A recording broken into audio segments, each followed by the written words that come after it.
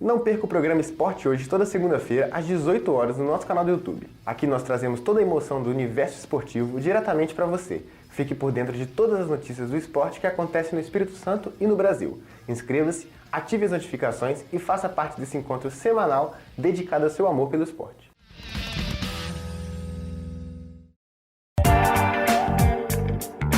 ES Hoje, a gente te conecta com a notícia.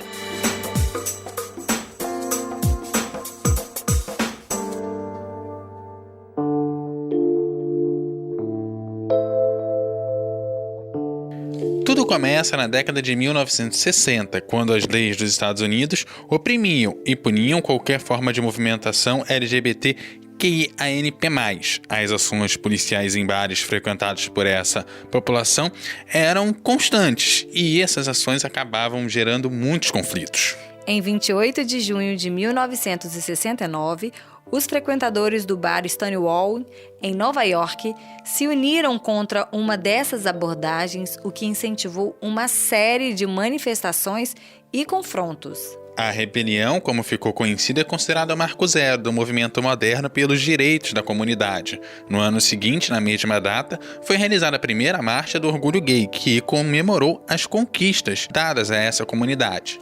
Em terras brasileiras, a primeira parada do orgulho aconteceu em 1997, na cidade de São Paulo, e reuniu cerca de 2.000 pessoas. Atualmente, é considerada uma das maiores do mundo e deste ano, ocorrida em 2 de junho, teve público estimado em 3 milhões de pessoas. No entanto, mais de uma década se passou e os direitos LGBTs ainda não foram totalmente normatizados. Em 2009, o Brasil lançou o Programa Nacional de Direitos Humanos 3, que trouxe objetivos estratégicos voltados para a promoção da cidadania dessa população, como a garantir respeito à livre orientação sexual e também identidade de gênero, acesso universal a um sistema de saúde de qualidade e também a elaboração de políticas de prevenção da violência. Apesar do aparente avanço que o PNDH3 traria em relação ao respeito e segurança das pessoas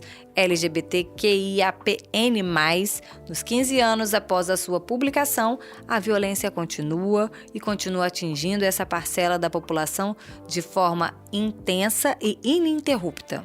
Segundo o último Anuário Brasileiro de Segurança Pública, o Espírito Santo foi o estado que registrou o maior aumento de homicídios dessa população em todo o país. O número de homicídios entre 2021 e 2022 aumentou em 350%. Você não ouviu mal, não. São 350%. Além disso, as ocorrências de homofobia ou transfobia passaram de 316 para 488, o que representa um aumento de 54% no período. Para conversar sobre a importância de celebrar o orgulho LGBTQIAPN+, e seus desdobramentos para combater a homo e a transfobia e sensibilizar a sociedade quanto ao tema, convidamos a professora do Departamento de Letras da UFES e ativista Jefa Santana. Bem-vinda, professora. Obrigada. E hoje a gente está aqui falando e ela balançando a cabeça, confirmando, ou seja, a gente está fazendo o dever de casa direitinho, porque é muito importante a gente falar do orgulho e é muito chocante saber. Nós estamos aqui no podcast ES Ouve, Espírito Santo Hoje, que registrou um aumento de homicídios em 350% de um ano para o outro. Que loucura, professora! O que se dá a isso? Nós temos um discurso extremamente conservador hoje.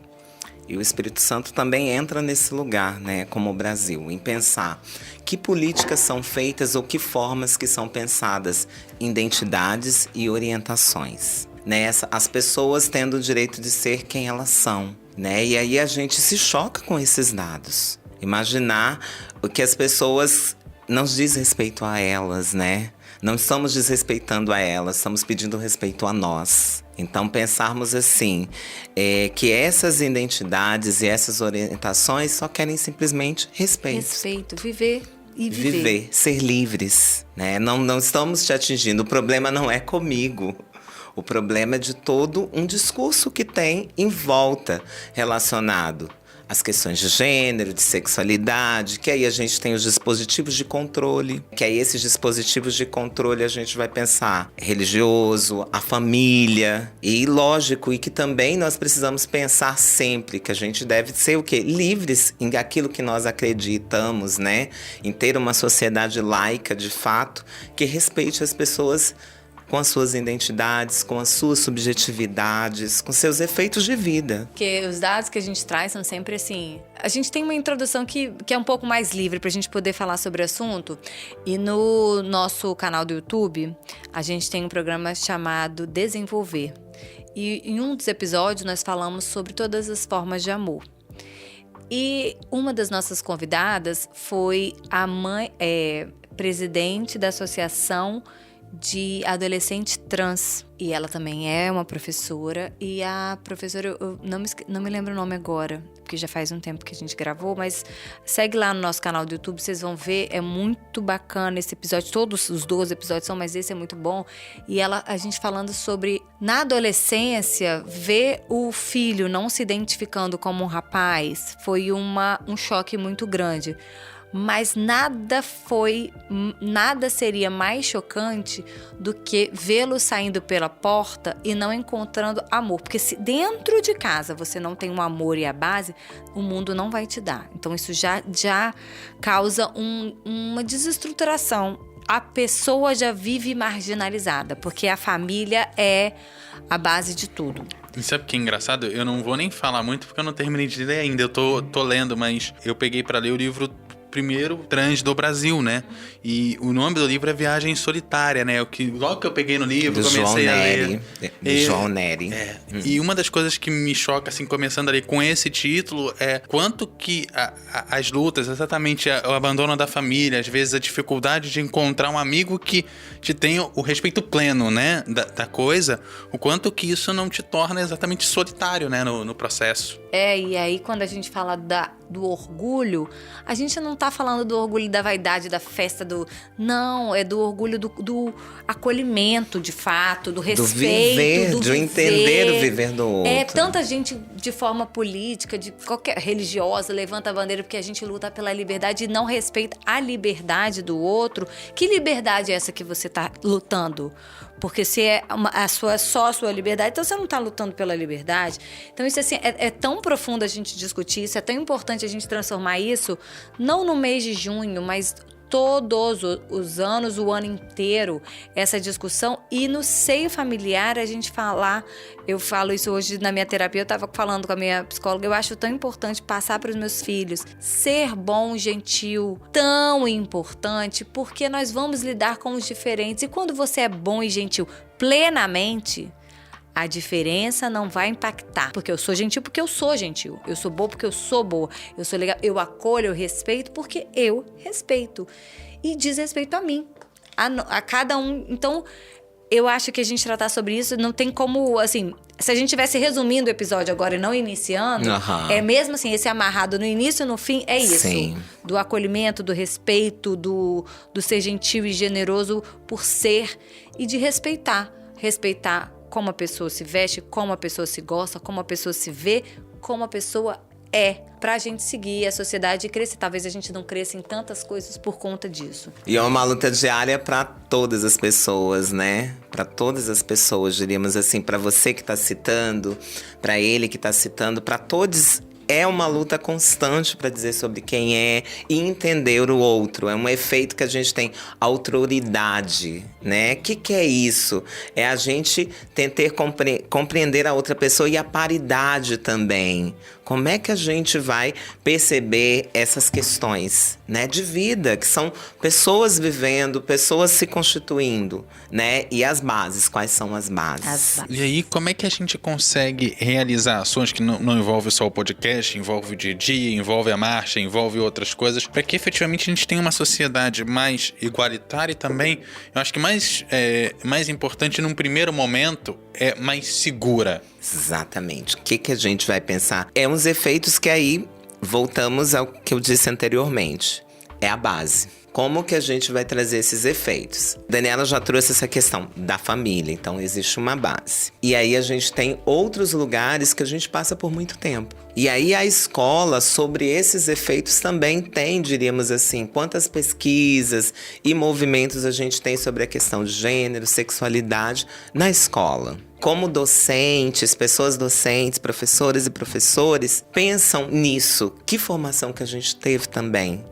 A formação que a gente tem dentro da universidade, quando a gente olha para isso, eu vou pensar, por exemplo, eu estou inserida em um núcleo de pesquisa e estudos em sexualidades. Eu estou inserida também num grupo de estudos em sexualidades.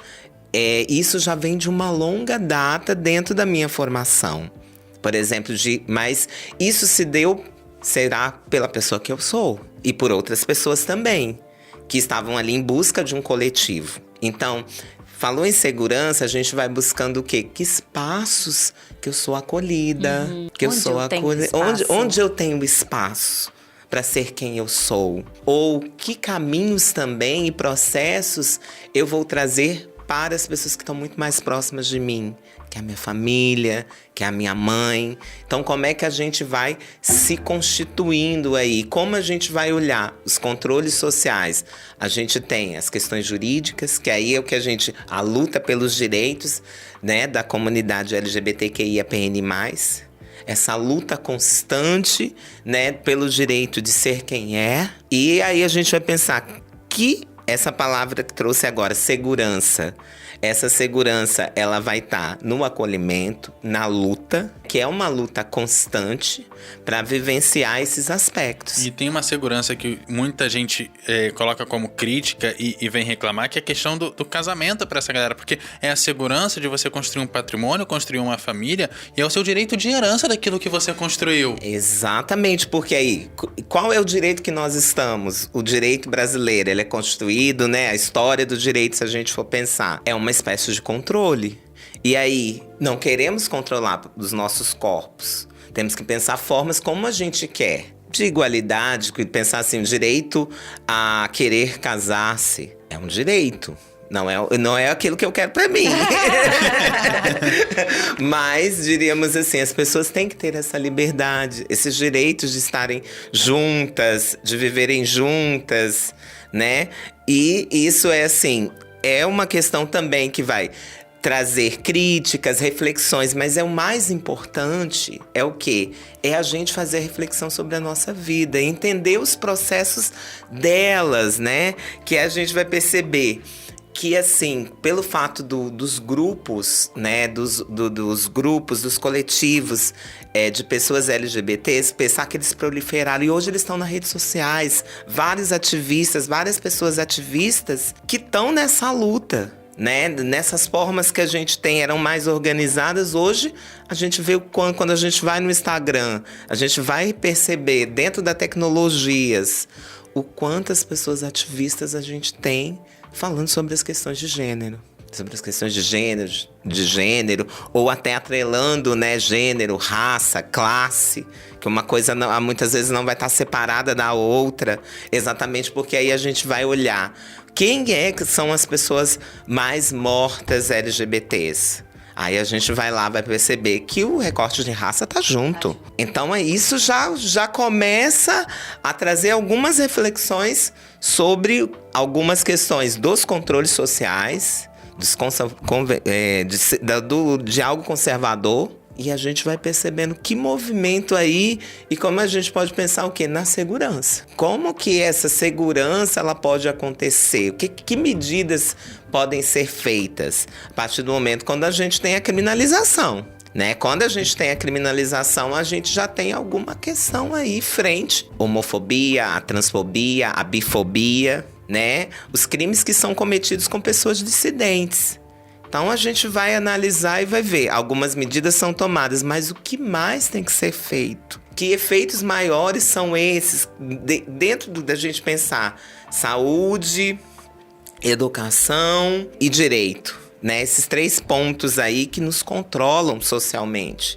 Então, que medidas de políticas públicas que a gente tem que fazer? Que tem que ser feitas para, né, a gente refletir nessa relação e pensar por que o orgulho, por que a questão da gente lutar pela visibilidade? Mostrar que também nós somos pessoas que produzimos arte, cultura, né, todo esse movimento. Vamos falar sobre, você falou orgulho, a importância de ter esse nome. O orgulho LGBTQIAPN+.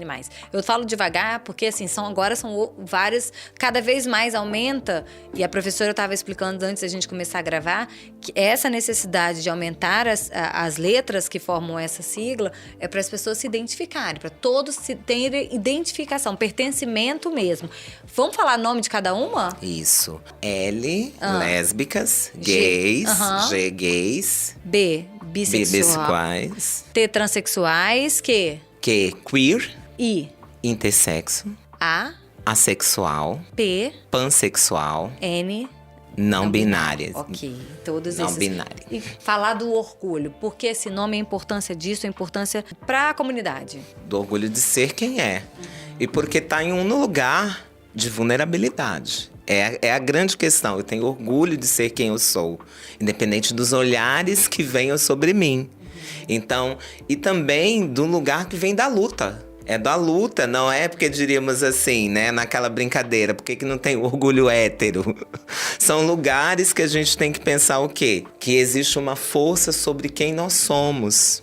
E socialmente os olhares que existem, as visões em torno, né, da sexualidade, das questões de gênero. Para evitar também que a sexualidade acabe virando um ciclo, como em algum momento já chegou a ficar não parecida, mas era muito levado para esse lado, principalmente os na mídia. Os estereótipos, as formas estereotipadas que são criadas, né? E ao mesmo tempo, essas formas que são criadas, estereotipadas, elas são ressignificadas.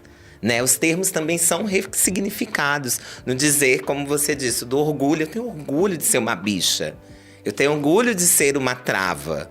Né? Mas no sentido de como eu vou produzir isso. Não com alguém me dizendo, né, sua trava, na entonação. Que aí é como eu sou da área de letras, eu vou ter, né? É uma outra questão. Quando diz assim pra mim, sua trava, já levo pro lado poético, né? Mas é isso, mas é você ressignificar, né? Os termos, sou travesti, mas é ressignificando. Muitas vezes esses termos esteve dentro de uma questão extremamente pejorativa, né? Mas ao longo do tempo a gente ressignifica. Exatamente dessa luta, desse orgulho, né? De ser quem é. Né? E logo nos ressignificando dentro dos espaços. Para dizer que eu sou isso, mas também sou muito mais do que isso. Muito mais do que isso, né? Primeiro porque até quando a gente conversou aqui, né? Quando a gente olha para análise do que tem se passado, a pessoa não é só isso, né? Ela tem gênero, ela tem raça, ela tem classe social, ela tem questões do corpo dela. Que corpo é esse? Ela tem aquela história que a fez chegar aqui. Exatamente, que vai ter as intersecções, né? Vão ter as camadas, as diversas camadas, né? Que é mais fácil pra gente definir aí essas intersecções, gênero, sexualidade, idade, que isso tudo vai perpassar pelas pessoas, porque a gente envelhece. Né? Eu tava até hoje agora vindo pra cá, estavam com 2 pessoas estudantes, inclusive uma pessoa não binária, um estudante não binário e um estudante trans. E aí a gente conversando sobre pesquisa, sobre o movimento mesmo. Aí eu falei, inclusive eu tô saindo agora para um podcast. E aí trazendo essas questões ali, ó. O que a gente tá vivendo hoje, eu trazendo isso. Mas eu tô envelhecendo. Uma aluna vai pesquisar sobre isso. Esse envelhecimento das pessoas trans e travestis. Como que também, né? Porque quando você é jovem, você tem outras produções. Tem outra mentalidade, outras questões também. Outras questões, são outros fatos. Então, a gente também vai olhar isso, que são várias camadas. Deixa eu aproveitar que você falou de envelhecer, né? Eu envelheci, eu tô mais exausta com algumas coisas ou eu tô mais aguerrida? Eu acredito que as duas coisas estão juntas. Porque muitas vezes assim, tô cansada de explicar isso. Mas ao mesmo tempo, isso é o que a gente volta. É educativo, é didático, é pedagógico. Tem pessoas que nunca conviveram com uma pessoa trans e travesti. Nunca sequer conversaram com uma. Exato, nunca sequer conversaram com uma. Então precisa ter um cuidado, mas não são todas as pessoas que vão ter esse cuidado, porque isso é diário. Isso é uma vivência diária para nós. Então, assim, e com certeza é o que a gente coloca assim, não tem quem mais sofre, quem não sofre. Mas existem elementos que socialmente têm olhares diferentes sociais. Diríamos, até aqui você pode, até aqui você não pode mais. Então, essa ideia social do limite, ela também é muito complicada. E por isso o orgulho de se sentir quem é, né? O orgulho de ter a sua identidade, a sua orientação sendo respeitada. A palavra orgulho, ela parte desse lugar de pensar, eu me orgulho de ser quem eu sou, mas ao mesmo tempo eu compreendo que tem toda uma lógica social dizendo sobre mim. Que aí eu preciso, por exemplo, pensar, estamos falando do mês do orgulho. O mês de janeiro é o mês da visibilidade trans e travesti. Exatamente que a gente tem naquele momento ali, por exemplo, quando foi instituído em 2004, a gente já tem outras questões que vivenciavam ali, da questão da saúde, envolvendo essas pessoas. Então, a gente passa a perceber essa necessidade de trazer essa visibilidade, né? A visibilidade dessas pessoas que vão produzir muitas coisas, cultura, saberes, né? E isso é muito importante a gente pensar nessas formas de conquistar, de construir direitos, né? E aí, nessa questão de idade, eu queria pegar um gancho aí, também nessa questão de saberes. Como que é diferente em termos de mentalidade? Você falou do jovem que tá chegando, você que tá mais velho. E uma das coisas que eu percebo na comunidade é o quão extremo é a diferença de vivência, o quanto que a galera mais velha às vezes aguenta mais a pancada, porque viveu coisas que essa geração acha que é do outro mundo, né? Não, é aquilo, né? Eu falo assim, é o reconhecimento das pessoas mais velhas. Isso eu vou lembrar muito o conceito de ancestralidade. Diríamos essa ancestralidade que vai resgatar, é pensar nisso. O que essas pessoas viveram?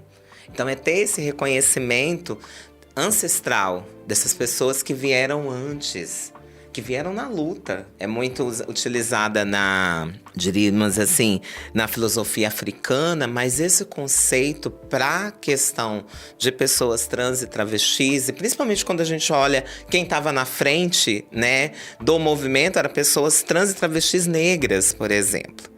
Marsha P. Johnson, nos Estados Unidos, aqui no Brasil e no Espírito Santo, Giovanna Baby, né? Então, essas pessoas como referência, diríamos assim, do passado e hoje, dessa conquista de direitos, pensarem assim, que marca no Brasil, diríamos, 1978, a partir do movimento, né, de alguns movimentos que foram acontecendo, a gente vai perceber esses elementos de lutas que estavam presentes. Aqui no Espírito Santo, onde a gente tem a primeira associação de travestis com a Giovanna Baby. Então, um nome de referência. E aí a gente vai percebendo. Lógico, serão outros métodos, outras tecnologias que a gente precisa compreender. Que hoje o avanço que a gente tem, né, de tecnologias, né, de redes sociais, né, um outro momento. Quem tem 20 anos hoje, esses estudantes que eu tô comentando, eles estão com 20, 21 anos. E aí, quando a gente passa a contar essas histórias também, elas são extremamente importantes. Temos o dia 28, né? Isso. Do mês de junho. Quais ações elas precisam ser ou elas são realizadas ao longo do mês, ao longo do ano, na formação de uma sociedade mais igualitária e, sobretudo, mais segura? A gente tem as datas, né, comemorativas, mas para além disso, pensar as ações do movimento mesmo, de fato. Da gente pensar, existem fórum LGBTs nas cidades, né? O Fórum LGBTQIAPN+, nas cidades, no estado. Toda a política que a gente vê nacionalmente. A gente tem uma secretaria. E a gente tem uma secretária travesti do governo federal. E aí a gente também tem aqui no estado do Espírito Santo também representantes desse lugar promovendo, né, diríamos assim, no estado, nos municípios nesse sentido. Diante desses números, esses percentuais avassaladores que a gente abriu o episódio, nós temos 78 municípios, nós temos entidades, representatividade nos 78 municípios? Não. Não. A gente tem como grande referência a Gold, né? A Gold é a nossa grande referência, né? Assim com a Débora Sabará, a Brasil, né, a estadual. Então, a gente tem essas pessoas como referência no estado. Eu acho que, quando a gente pensa aí na particularidade do estado, essa secretaria, ela tem que trazer esses pontos para... Tem que ter mais. Não, a secretaria, diríamos assim, a estadual, pensar no quê? O que fazer nos municípios, né? Essa relação entre estado e município, das políticas públicas mesmo, de fato. De pensar quais medidas que devem ser realizadas nesse sentido. Por que a gente ainda caminha tão lentamente com essa política pública? O que é que falta para acelerar? Se a gente já está com esse movimento há tanto tempo, a gente está correndo atrás há tanto tempo, se luta há tanto tempo, por que a conquista do espaço ainda é tão difícil? Porque não parte só de uma pessoa, né? Só de um grupo, né? Ele tem que ser um grupo muito maior, ele deve estar afinado a isso. Porque se a gente pensar assim, qual é a prioridade? Quais são as prioridades, né? Pensar nisso, muitos vão dizer, quando a gente olha como foi a questão da criminalização da homofobia, quanto tempo não levou a gente pensar aí, 2019, né? Então, a gente tem ainda questões chegando para algumas pessoas que elas deverão ser nossas aliadas dentro discursivamente das políticas públicas. Quando a gente olha para um congresso, para uma Câmara de Vereadores, para uma Assembleia Legislativa, para essas casas, na hora de votar, né, quem são as pessoas que vão realmente estarem pensando nas políticas de segurança, pensarmos na Secretaria de Segurança, nas políticas de segurança. E professora, hoje a gente tem? A gente precisa estar na luta, né? A gente já está, né, com passos importantes, né? Que a gente tem as nossas deputadas, vemos os nossos deputados que são LGBTs, as nossas deputadas trans e travestis, né, Érica Hilton, Caroline Yara, né, deputada estadual de São Paulo, tivemos a Érica Molanguinho, temos também a Duda Salabert, né, então nós temos aí começando a ver essas representações de fato. Pensa assim, durante um tempo, quem era a nossa grande representação no congresso que nós tivemos? Era o Jean Willis, né? A gente teve o período que o Jean Willis foi deputado federal. E depois a gente teve o David. Mas assim, você vê que também são poucas pessoas. Porque entra também a questão do quê? Você se assume. Exatamente. Né? A gente, no caso, a gente já tá no corpo. Já se manifesta no corpo através da nossa performance. Então, essas relações são importantes para a gente pensar o que políticas públicas a gente está lutando por elas. Estão acontecendo. Né? Mas assim, queremos que fossem mais rápidas? Queremos que sejam mais rápidas. Mas para isso, a gente precisa que a nossa voz ecoe, que essa nossa voz atinja as pessoas como um todo. E é por isso também, a gente volta na segurança, quanto mais a gente tem voz e quanto mais a nossa voz ecoa, mais a gente tem força para lutar pela segurança, para garantir, não é só lutar, para garantir essa segurança. Exato, para garantia. Garantia, porque lutar, a luta já é incessante, já é longa, a gente precisa garantir. A gente consegue motivar o aumento expressivo dos casos de homicídios? Felizmente, no meu modo de ver, ele parte desse lugar. Que aí os dispositivos, diríamos aí, que são, né, que estão dentro da nossa vivência social, eles proporcionam de alguma forma. Vão levar, né, no caso, a essas ocorrências. E aí a gente vai pensar, qual é a nossa base de fato? Quais são os nossos alicerces, né? Quais são as nossas colunas para tentar fazer uma mudança social? Cara, a gente tá falando de luta e hoje eu tô de frente de uma professora trava. Cara, isso é maravilhoso. Que foi uma De- trava, é uma trava Que travou uma- luta. Travou pra chegar Pra a ser che- hoje, tá na frente de uma sala de aula, de pessoas. De estar como está, né? E as pessoas, e muitas vezes o aluno que chegou se impactou com isso. E você, em alguns momentos, precisou se impor o respeito. E não simplesmente dar a sua aula. Você precisou ter que ser mais dura para educar o que ele tinha que ter saído de casa já aprendido. Inicialmente, eu queria ser professora de literatura, né? E isso foi um tempo, até não foi dos primeiros vestibulares que eu fiz, que foi letras de fato. Né? Mas isso pensando a minha identidade naquele momento. Pós, diríamos assim, foi transicionando. Diríamos assim, entro na universidade, faço curso de letras, né? Estudante de letras português e literatura de língua portuguesa. E também tem uma questão que sempre questões voltadas à luta estiveram comigo. Gênero, raça, as questões voltadas à luta contra o capacitismo também. Sou professora na área de tradução e interpretação português-Libras hoje. A Libras, a língua brasileira de sinais, sou tradutora e intérprete há muitos anos, né? Que também isso corrobora no que eu sou. E nessa luta toda, né, do curso de letras, né, uma leitora, até porque a minha mãe me deixava dentro de bibliotecas quando era criança para ir trabalhar, fazer uma faxina, cozinhar, ou ir para o trabalho dela como auxiliar de serviços gerais. E eu ia para a biblioteca da Fafi, né, aqui no estado, biblioteca estadual. Você sempre foi moradora de Vitória? Eu de Cariacica. De Cariacica, De ok. Cariacica. Né, diríamos assim, eu sou de Cariacica, Cariacica, para quem não é do Espírito Santo, faz parte, é o município da região metropolitana. Exatamente, é um dos Tem a municípios. terceira ponte famosa, a segunda ponte, você desceu, você tá em Cariacica. Onde você pega o trem para ir para Belo Horizonte. Isso também.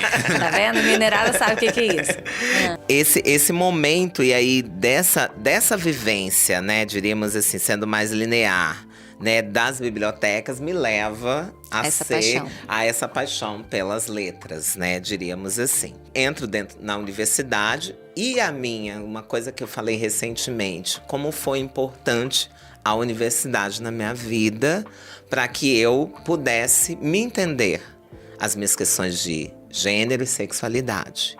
Ela foi muito importante para mim compreender inicialmente como uma bicha. E mais à frente também foi quando eu fui para fazer o mestrado em Florianópolis. Eu estudei na UFSC, na Federal de Santa Catarina, onde eu tive contato com o Instituto de Gênero, né, com as estudiosas de gênero, do feminismo.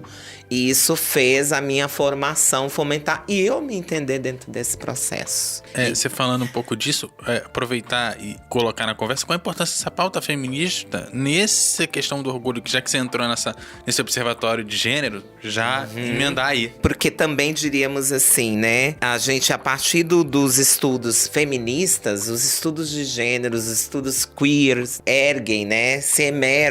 Eles se emergem nesse sentido, dessa luta por ser quem você é, pela luta de direitos, assim como a gente pensa a luta das mulheres, seja cis, seja trans, estamos em luta, né? Em luta por direitos, em luta por viver, né? Quando a gente olha tanto transfemicídio, femicídio, quantas a gente não vê aí, a quantidade de mulheres que morrem, né? E essa luta por viver, e aí diremos assim, também essa questão da compreensão, né, do ser mulher, a compreensão de ser travesti, isso tudo vai tudo muito junto, porque as lutas, elas não são, né, diríamos assim, né, elas não estão isoladas. Então as mulheres, as pessoas negras, e aí quando você junta tudo, como é o meu caso, sou uma travesti negra, uma pessoa trans negra, já me coloca em outro lugar. E aí também, as mulheres também, os acolhimentos que a gente tem das mulheres também. Dessa compreensão, quando a gente parte, os estudos queers, os estudos sobre transfeminismo, né? Estou aqui até com um livro aqui, né, da professora Letícia Nascimento. Também, né, nessa luta de dizer sobre quem é, isso tudo está muito ligado às questões que vêm do movimento feminista. Ou quando a gente vê aí os movimentos como um todo, eles não podem estar separados. A gente precisa compreendê-los juntamente, porque eu não sou uma pessoa só. Necessita-se de visibilidade. Isso tudo faz parte de um contexto que a gente está pensando nas pessoas que são minorizadas. Elas não são minorias, elas são minorizadas. Reduzidas. Reduzidas, exatamente. Elas estão sendo subtraídas. Então, quando a gente olha para isso, a gente vai ver, a gente não vai estar sozinha, vai estar juntas. Então, desse lugar de compreensão, quando a gente fala de entender vulnerabilidades, é que a gente vai perceber que determinadas mulheres vão estar mais vulneráveis dentro das camadas sociais, né? Então, a gente vai fazer essa análise também quando a gente olha a juventude negra, a quantidade de meninos negros que morrem, né? Então, a gente vai fazendo essa análise e vai perceber como é que está relacionada essas questões sociais no nosso modo de vida. Eu acho importante, 2 vezes a gente falou sobre isso, sobre a questão lar e escola. E quando você falou um pouquinho dessa sua história, falou também da importância da ler, de estar numa biblioteca e de ter estudado. Mas a participação das escolas fica muito ainda quem, né? Essa minorização, essa redução, ela já acontece desde muito nova, né? As crianças são reduzidas. E essa redução, se não é... Tudo bem, né? Primeira coisa, a base familiar é o fortalecimento total. Criança que é fortalecida dentro de casa, ela chega na sociedade forte. Então, nada vai reduzir com tamanha força, porque a força da família sempre vai ser maior. Eu imagino que Diríamos que também que é quem nos, diríamos assim, quem nos cuida, né? Isso. Porque mais do que pensar, porque se a gente pensa a família nessa constituição tradicional... Não, eu tô falando da base de quem nos cuida, ok? Exato, eu acho que assim... Porque hoje a gente tem várias formações de família, né? Exatamente. Pensando na realidade isso, hoje... de quem nos cuida, isso, né? Se me fortaleceu, não vai ter outra pessoa do outro lado que possa me reduzir. Pode me magoar, pode me doer, mas a força dela não vai ser tanto quanto aquela que me fortaleceu. Ok. E aí, na escola, se a gente tivesse professores, equipe pedagógica e toda a equipe de uma maneira geral, para também complementar essa força de quem nos cuida, de ser quem nos cuida ser um pouco maior, ter uma rede maior de quem nos cuida, seria um passo até mais longo. Com certeza, sem dúvida. Eu acho que quando a gente fala a formação dela do ponto de vista política, né, que isso entra nas vias políticas, né, da nossa compreensão.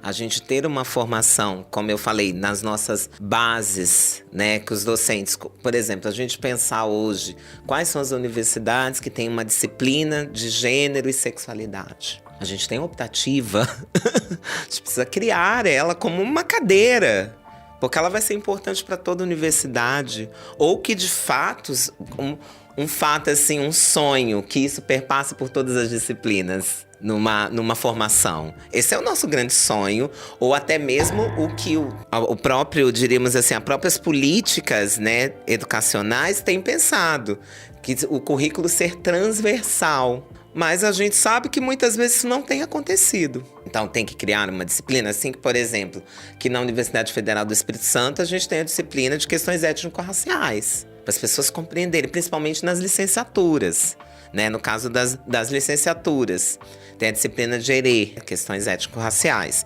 Aí a gente tem Libras, que é uma língua. Então a gente tem que criar uma disciplina. Ela existe como optativa, curso de pedagogia, né? Mas ela ser oferecida para todos os cursos, que as pessoas tenham acesso a esses temas. Muitas vezes a gente vai pensar assim, mas... E isso ser levado para a base, ser levado para a educação básica, né? Isso ser levado para a educação básica, né? Na formação diríamos, de pessoas pedagogas, os cursos de pedagogia, né? Mas a gente ainda é um sonho da gente pensar se todo mundo, de alguma forma, fosse engenheiro, médico, tivesse esse pensamento em relação às questões de gênero e sexualidade. Mas aí nessa parte de educação básica, são 2 passos que a gente tem que dar. Porque primeiro a gente tem que falar da sexualidade básica, que já não se fala. O cuidado, a prevenção, a segurança, que já evitam e fazem de tudo para que não seja falado.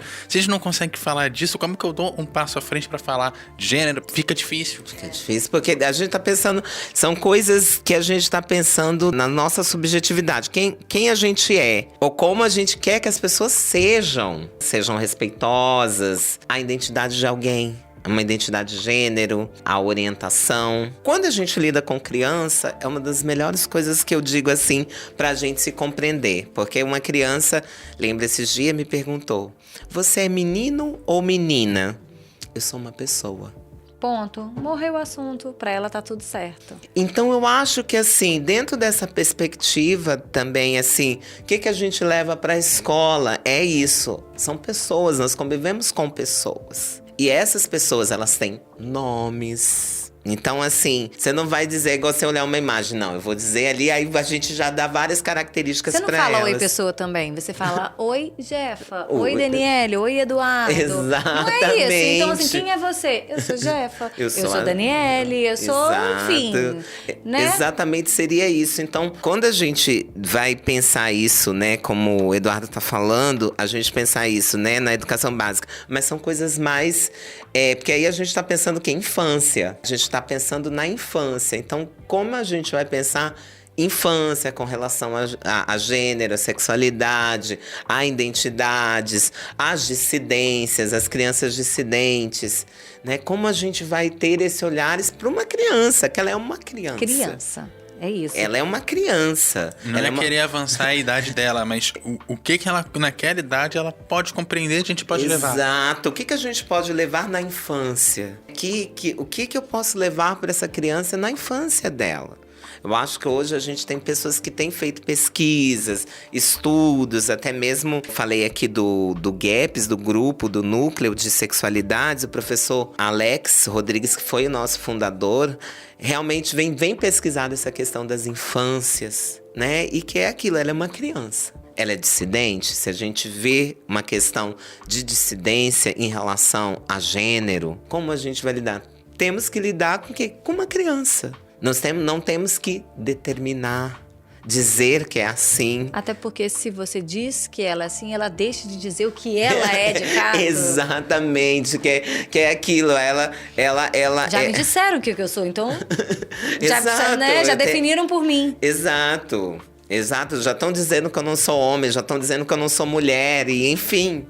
Gente, olha só, e venhamos e convenhamos, chegando mais pra adolescência, você quer enfiar na cabeça do adolescente equação de segundo grau, fórmula de Bhaskara, entendeu? Que é número real. Ah, meu irmão, se no cara botar uma camisinha, que pelo menos isso a gente sabe que ele vai precisar no dia a dia, né, gente? Vamos lá. Então é por aí. Jeff, se tiver mais alguma coisa importante pra gente colocar aqui... Livros, a gente tem, por exemplo, que eu trouxe aqui na nossa conversa, se permeou por este livro aqui, a história do movimento LGBT no Brasil, né, que aqui vai ter textos de diversas pessoas do movimento social, inclusive, né, tem um texto aqui do João Neri, inclusive do movimento de pessoas trans, transmasculinas. Então, assim, nesse livro aqui traz, é um livro de 2018, mas trazendo coisas que bem recentes sobre a história do movimento LGBT, essa questão desse orgulho de ser uma pessoa LGBTQIAPN+. Também, diríamos assim, aqui em termos, nós temos a Associação Gold, né? Para as pessoas que queiram ter um acolhimento. Também em relação a várias questões que envolvem a retificação de nome. A Associação Gold contribui muito nesse sentido. E outros trabalhos que ela realiza no nível cultural. E o acolhimento que ela faz com as pessoas trans e travestis, pessoas LGBTQIAPN+. Como eu comentei, existe na universidade o Núcleo de Pesquisa em Sexualidades, que eu estou, o professor Alex também, Alex Rodrigues, Alexandre Rodrigues, né, professora Ileana, professor Gésio, e outras pessoas que estão ali conosco. Também eu tenho um coletivo que se chama Transencruzilhadas. Transencruzilhadas tem rede social? Só jogar no Instagram? Tem rede social. Tem rede social. O Gaps e o Neps tem blog ainda. A gente precisa futuramente talvez criar. Porque ele é desde 2010. já é um... Mas jogando no Google, vocês acham também esse blog? Sim. Vão encontrar o Gaps, né? E também, né, o Transencruzilhada, não. A juventude, né?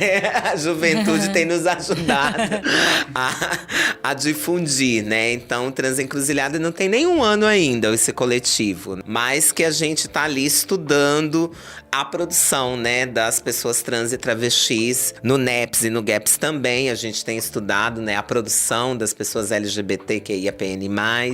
Então isso a gente tem nesse sentido. Acho que eu trouxe aqui essas três aqui, tanto o NEPS, o GAPS, trouxe a Gold, né, a importância da Gold, né, dentro do nosso cenário aqui da Grande Vitória e do Estado também.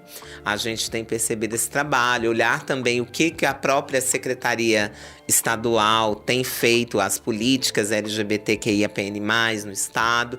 Eu acho que é importante a gente dar uma olhada agora para essas questões também. Você vê que a luta é longa, que tem na época do blog, se a gente for traçar, não tinha nem internet de cara quando essa luta começou, né?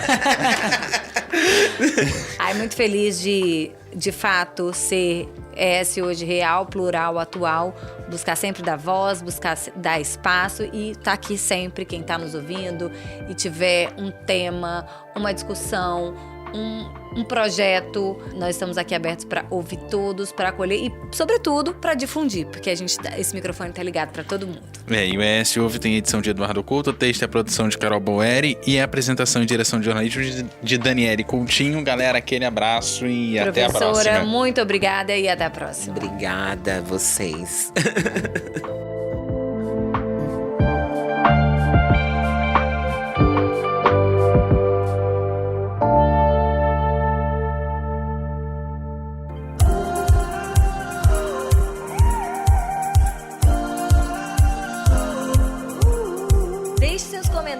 Em eshoje.com.br.